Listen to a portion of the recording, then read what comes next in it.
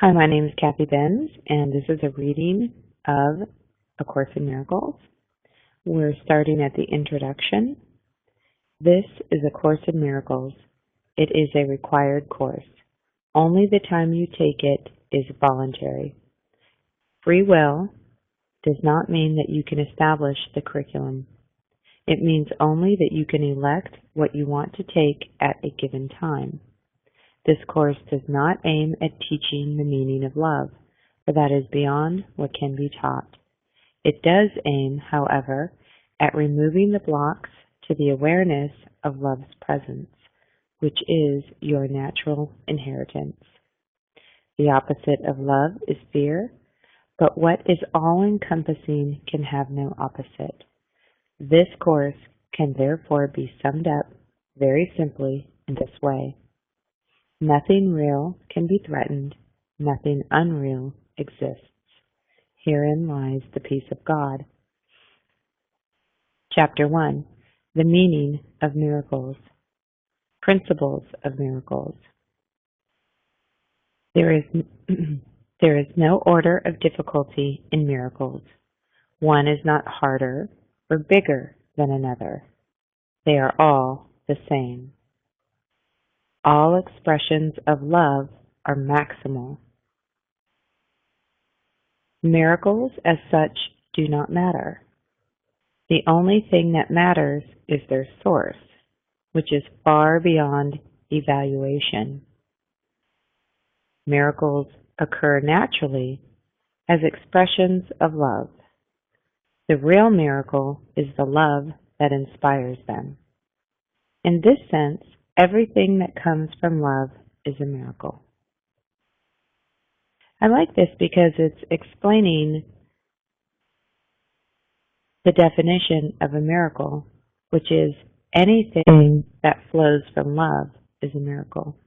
And they could be large or small, but they all come from a single source, which is beyond our evaluation, or I would take that to mean beyond our understanding.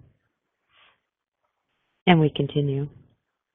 All miracles mean life, and God is the giver of life. His voice will direct you very specifically. You will be told all you need to know. Miracles are habits and should be involuntary. They should not be under conscious control. Consciously selected miracles. Next page. Can be misguided. So consciously selected miracles can be misguided. Miracles are natural. When they do not occur, something has gone wrong. So at this point, you can look in your life and you can see if things are flowing together, if the universe seems to be making sense as you go through your day-to-day life. Is the world giving to you? Are things happening at the right time in the right order? When you arrive to a place, is the universe presenting you with everything you need? Or are you missing, is everything like a cloud over your head? If not, then really all you have to do is begin to move towards love. And when you begin to move through love and with love and in love in your life, then everything will begin to flow naturally. The universe will begin to take care of you. Whatever you need will be there. I like to call it as if you're on the people mover at an airport. And as you're going down, as you're moving through life, you just reach out your hand and you pick an apple. You reach out your hand and somebody hands you whatever it is that you need. And we continue. Miracles are everyone's right, but purification is necessary first. Miracles are healing because they supply a lack. They are performed by those who temporarily have more, for those who temporarily have less. Miracles are a kind of exchange, like all expressions of love, which are always miraculous in the true sense. The exchange reverses the physical laws. They bring more love both to the giver and the receiver. The use of miracles as spectacles to induce belief is a misunderstanding of their purpose.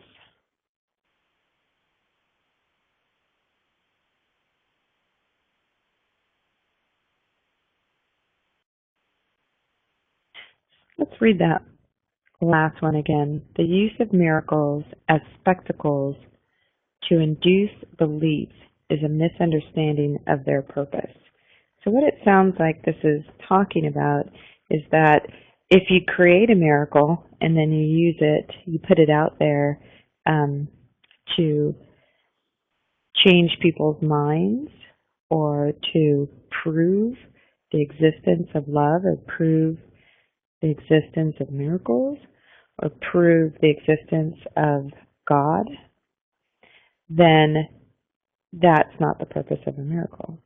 The purpose of a miracle is to create love and then to share love and to bring people closer to love. Prayer is the medium of miracles. It is a means of communication of the created with the Creator. Through prayer, love is received, and through miracles, love is expressed. Miracles are thoughts. Thoughts can be say that one more time. Miracles are thoughts. Thoughts can represent the lower or bodily level of experience or the higher or spiritual level of experience. One makes the physical and the other creates the spiritual. So when we look at this passage, it says miracles are thoughts. So we can create miracles through our thoughts, which is why I teach that thoughts are the most important things that we have, and we need to be very careful about what thoughts we allow into our minds, which ones we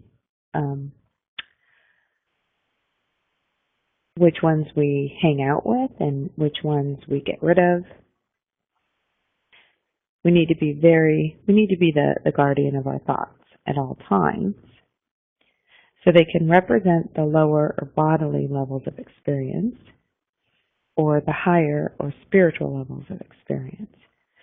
One makes the physical and the other creates the spiritual. So what this is saying is that our thoughts are creating the world around us. And as we have thoughts, the universe is responding to them and creating whatever we are thinking. So if we're thinking that the world is a terrible, dangerous place, then the physical world will form itself to be a terrible, dangerous place. And if we think it's a wonderful world and we put love into it, then we're going to get love flowing back to us. And the other level of thoughts are the spiritual level of thoughts. And those create the energy around you, the energy fields around you,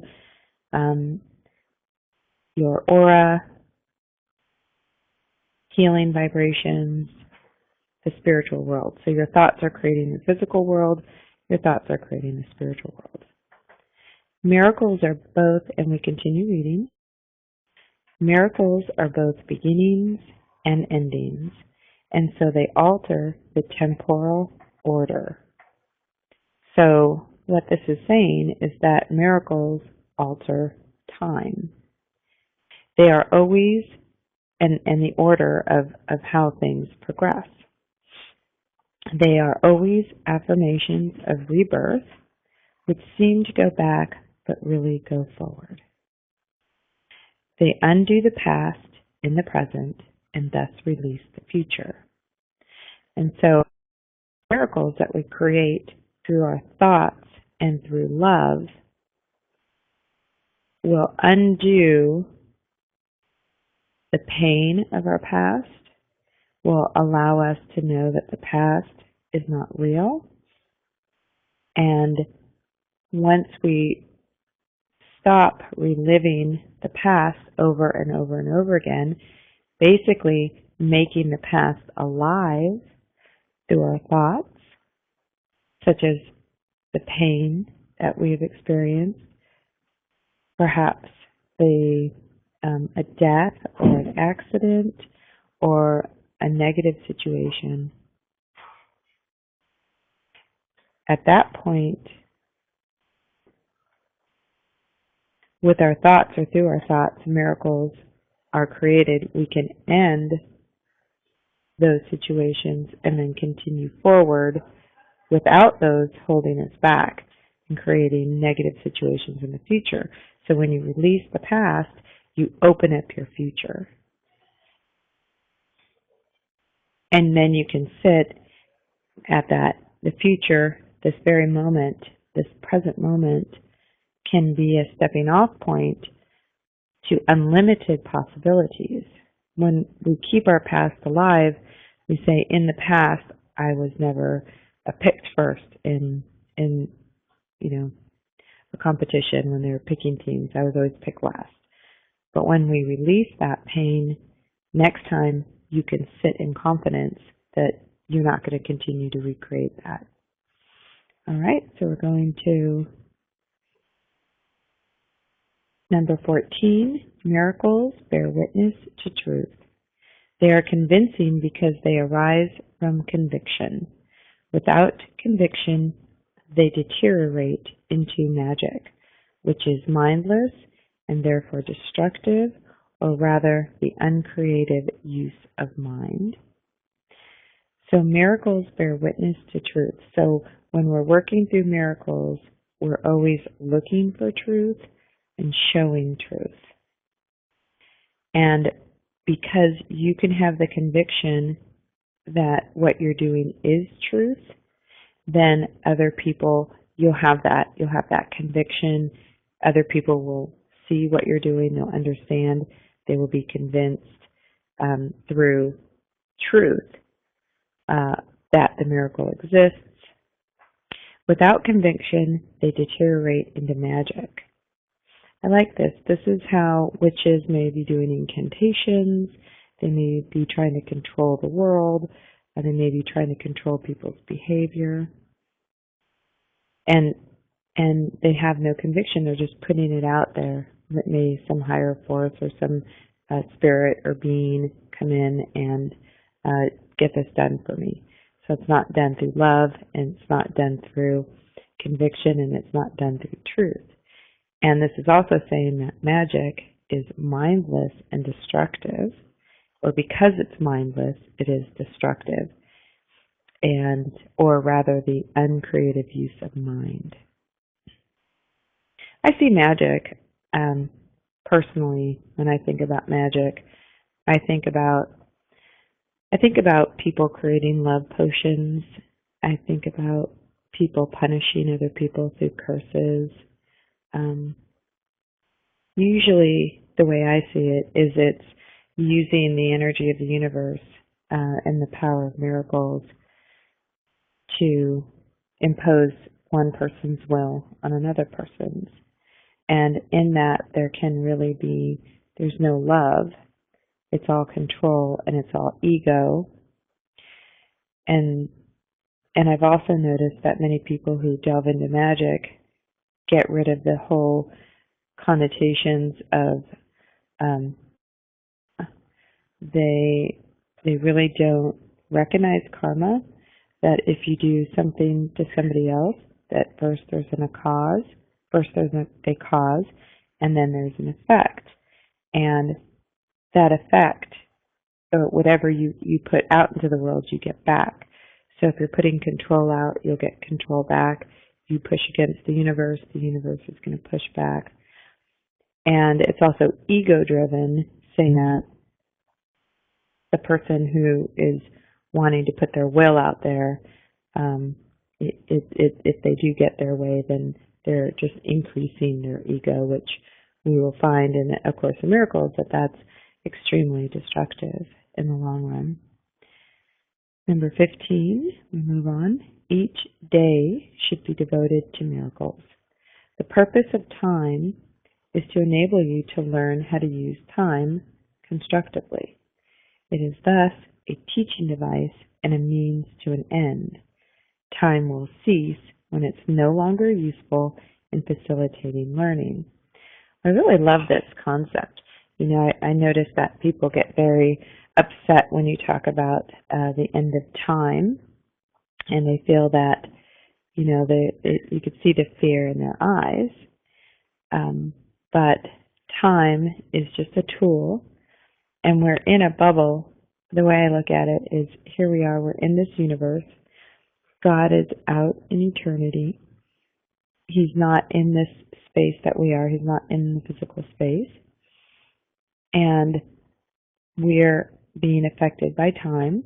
And one day, when we end time, everything will just sort of cease to exist, and we will kind of move to that higher plane because we are eternal. Okay, number 16. Miracles are teaching devices for demonstrating it is as blessed to give as to receive. They simultaneously increase the strength of the giver and supply strength to the receiver. Number 17. Miracles transcend the body. They are sudden shifts into invisibility, away from the bodily level. That is why they heal. A miracle is a service. It is the maximal service you can render to another. It is a way of loving your neighbor as yourself. You recognize your own and your neighbor's worth simultaneously. Miracles make minds one in God. So miracles make minds one in God. They depend on cooperation because the sonship is the sum of all that God created. Miracles therefore reflect the laws of eternity, not of time. So miracles make minds one with God. So when you create a miracle, your mind is with God, and the other person, let's say that you're healing another person or helping somebody move forward, you're opening their mind to God, your mind is opening to God, then the love flows forth. And this is an interesting line. They depend on cooperation because the sonship is the sum of all that God created. So we have to cooperate with each other. We can't look at each other as through race or creed or color or class or gender or religion. We really need to look at it as this. There is a part of that person that's standing in front of me that is God, and it is exactly the same as the God that's within me. And when we recognize that, then we can connect with that part of that person, and we can share love, and the love will then grow. When you give love, you increase love, which is very different than the physical world. If I give you an apple, then you have an apple and I don't have an apple. But if I give you love, then you have love and I also have love. And it's saying here that the sonship, which is, we don't really know, and the book never really tells us what really the sonship is. But I know that I am part of it. I might not understand the entire sonship. Does it include people on other planets or other dimensions? We don't know that, but we do know that I'm in it, you're in it, and everybody we meet every day is part of the sonship. And it's also saying that it's the sum of all that God created. So it could be the planet, it could be the universe, it could be, obviously it's everything that God created is the sonship, and we're just part of it. I don't think that we can comprehend God in God's entirety, and I'm not sure that we could really comprehend this term sonship. Perhaps if we meditated and just closed our eyes for a moment and kind of put that word out there on a movie theater screen, sonship, and then just allow it to kind of show itself as a color or a concept. So allow the part of you that's not It's not your physical mind to understand that, and you don't really have to worry about your physical mind understanding it or not. So miracles therefore reflect the laws of eternity, not of time. Number 20, miracles reawaken the awareness that the spirit, not the body, is the altar of truth. This is the recognition that leads to the healing power of the miracle. So miracles are just an awakening of awareness that it is really our spirit that is joyful, beautiful, peaceful, and loving. Not our bodies. Our bodies just live here in this physical world and are temporary. All right, 21. Miracles are natural signs of forgiveness. Through miracles, you accept God's forgiveness by extending it to others. I really love this concept because I think the first place we have to start with forgiveness is ourselves. Forgiveness, so hard to forgive ourselves, and a lot of times we hold a lot of guilt in our minds. And when we begin to understand that guilt is just really an attack upon ourselves and abuse upon ourselves and is not love, then we realize that our guilt is really just insane behavior. And God can forgive us. We are forgiven at all times by God. We're forgiven before we even act, and we're forgiven during the act, and we're forgiven after the act without time. And then we spend a lot of time abusing ourselves. So even if a negative thing happens, we're really continuing it when God would rather us just put it down, move on, find love for ourselves so that we can be in love with ourselves, so then we can extend love to other people. So forgiveness really starts with ourselves. Number 22. Miracles are associated with fear only because of the belief that darkness can hide. You believe that what your physical eyes cannot see does not exist. This leads to a denial of spiritual sight. So I guess this book is saying that miracles are associated with fear. I'm not sure that I've ever experienced fear when I think about miracles, but if it is, then the reason why it's associated with fear is the belief that darkness can hide, and that you believe what your physical eyes cannot see does not exist. So good point. It has to do with, if I can't see it with my physical eyes, then it's not there. I see people say this all day long. How do you know psychic exists? How do you know intuition exists? How do you know healing exists? How do you know that spirits exist? And these are not things that I can see with my physical eyes, but I can experience them with my spiritual eyes. They're very plain, and it's very certain at that level. So this leads to a denial of spiritual sight. So people do not sit down and practice their intuition, practice their clairvoyance, practice their precognition, because they don't see it. It's not plain, like a cup sitting on a table. It is something that you really have to go inside and do some work to begin to open up. For some people, you have to do some work to open up your intuition and your clairvoyance. For other people, it may be so turned on that they have to learn how to control it and how to kind of take command over that ability, so the ability doesn't take them over, take their life over, maybe open them up too much before they have the ability to really understand what it is that they're looking at.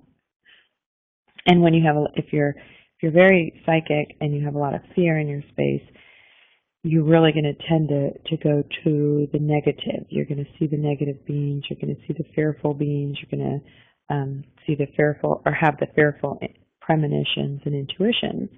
So really, if you want to be psychic or clairvoyant, you can easily develop that ability. It can be developed, it can be cleared, it can be opened, it can be turned on. But I always suggest making sure that you do that at the same time that you are getting education on healing any fear in your space, so that it can be, once you start looking for love and you're using your psychic sight, it's fantastic. You'll very much get more and more of that back. All right, so paragraph 23, miracles rearrange perception and place all levels in true perspective. This is healing because sickness comes from confusing levels. So miracles will change your perception, will rearrange your perceptions, kind of change your paradigms in life, and place all levels in true perspective. So sounds as though this is saying whatever situation you're in, whatever is happening, this will give you the perspective to see it through so that you can understand it properly and you can deal with the situation from truth. And from truth is the only way that you can ever resolve a situation or truly understand it. So, and then this heals us. This is healing because sickness comes from confusing the levels. So rearrange perception and place all levels in true perspective. I don't think I quite understand what this is exactly saying. This is healing because sickness comes from confusing the levels. I'll just have to meditate on that. Miracles enable you to heal the sick and raise the dead because you made sickness and death yourself and can therefore abolish both. You are a miracle, capable of creating the likeness of your Creator. Everything else is your own nightmare and does not exist. Only the creations of light are real. Only the creations of light are real. So basically, this is fantastic. This is exactly what I've been saying, which is this world is this really cool sort of video game, and we're all stuck here, though, until we can free ourselves. We basically have to win this video game. And, the ultimate virtual reality where everything is so real and we're so cut off from ourselves. We're still here, our true soul is still sitting inside of us and playing this video game. But our ego, which is our fake self, is doing so much of the controlling that it sort of kicked our soul back, maybe off to the side. And we believe that everything that's happening here is real. So we take it all extremely seriously. You can never die. It's just like the video games that the kids play. You can never truly die because your soul will always continue. But you have to beat this video game.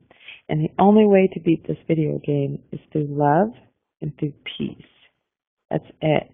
There's no other way to beat it, which means that love has to flow unblocked and entirely into you, and then flow out towards the world, to other people. You need to offer forgiveness for this world, for this world is not really real. So how can you really judge something that's not true? It's just a temporal universe that once we beat it will just poof out of existence, which is awesome. And we'll go back to our true home, which is not this world that is constantly falling apart, constantly deteriorating, in sort of this crazy upside down, inside out, backwards universe where hate and sin seem to win, and love is sort of seems to be the illusion. All right, so let's continue to paragraph 25. Miracles are part of an interlocking chain of forgiveness, which, when completed, is the atonement. Atonement works all the time and in all dimensions of time. So miracles are part of, I love this because it's like a chain of forgiveness. So when I forgive you and you forgive me, and we truly forgive and we let it go, and we're no longer harboring hate or judgment against another soul, then that's like clunk, clunk, okay, here's another link to the chain. And when all things are forgiven and when all there is love and there's no judgment, then that's the atonement. And the atonement means that we kind of get out of this physical prison and we can work and move to the next level, which is returning to our true selves. All right, so let's go to chapter 26. Miracles represent freedom from fear. Atoning means undoing. The undoing of fear is an essential part of the atonement value of miracles. So fear is really the enemy of our happiness. It's the enemy of the sonship. It is not real. And that's what the Course in Miracles says, is whatever is unreal does not exist. And if only love is real, then fear is unreal. So we're the effect of something that's not even eternal. And the reason why it's not, love is eternal, fear is not eternal. It ends when we decide it to end. When we make that decision of having no fear, we realize how unreal it is, and we just release it, quit buying into it, quit allowing it in our universe. Then love will flow through us and to us and outward. It's awesome. And atoning is undoing the fear and the forgiveness. It's awesome. All right, so paragraph 27. A miracle is a universal blessing from God through me to all my brothers. It is the privilege of the forgiven to forgive. So a miracle is a blessing from God coming through the Holy Spirit and to everybody. And it is the privilege of the forgiven to forgive. So we can forgive people. We need to forgive. We need to forgive all of mankind.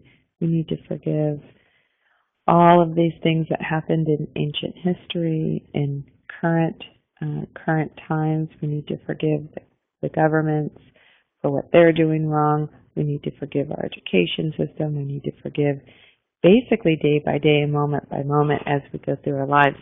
This is the true challenge. This is not easy. Miracles are a way of earning release from fear. Revelation induces a state in which fear has already been abolished. Miracles are thus a means and a revelation in an end. Miracles praise God through you. They praise Him by honoring His creations, affirming their perfection. They heal because they deny body identification and affirm spirit identification. Paragraph 30. By recognizing spirit, miracles adjust the levels of perception and show them in proper alignment. This places spirit at the center where it can communicate directly. So by recognizing spirit, miracles adjust the levels of perception and show them in proper alignment. So we're talking about these levels again, the levels of perception.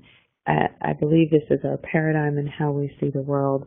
When we begin to shift that from fear to love, suddenly everything comes into place. I found this to happen when I'm grounding to the earth. In my meditation practice, we ground our bodies to the earth. And what I found is that the earth has a couple of qualities to it. One of them is that it is love. Therefore, we're connecting our bodies and grounding into love, and it's always in the present moment. And ever since I've been grounding and understood, suddenly I start having all of these epiphanies, and I start having all of these awarenesses. Everything, I can see the world as it really is. So a way to do this, another way to get here to this miracle space, is to begin to ground and connect to the earth, because the earth has truth. And when you're in touch with the energy, you kind of you bring yourself back to spirit. You bring yourself back to being clean and healthy and happy, connected. And as we move away from that, like I spent 5 days in Las Vegas this year, and your perspective begins to change. You forget what reality is because you're so far from the earth. You're in this little man-made bubble, and you begin to lose that connection with spirit. And as soon as I got home, my body just started sucking in the earth energy like crazy. My hand chakras opened up, my feet chakras opened up, and my body was just really needed to reconnect with the earth. So that's one way to do it. So this places spirit at the center where it can communicate directly. So I think we're going to end here at paragraph 30. And we're now page 3 of 1320. This will be quite a big adventure. And this book is packed full of wisdom, of healing, of teaching about miracles, and I love to go through it and just kind of tell you the way I see it. If you don't see it that way or have something to add, please go ahead and like this, go ahead and follow us. Just click on down to follow us, to like us, to share this. This is really important that as many people get this information as possible. This is extremely beautiful message, but it's a little hard to get into this material.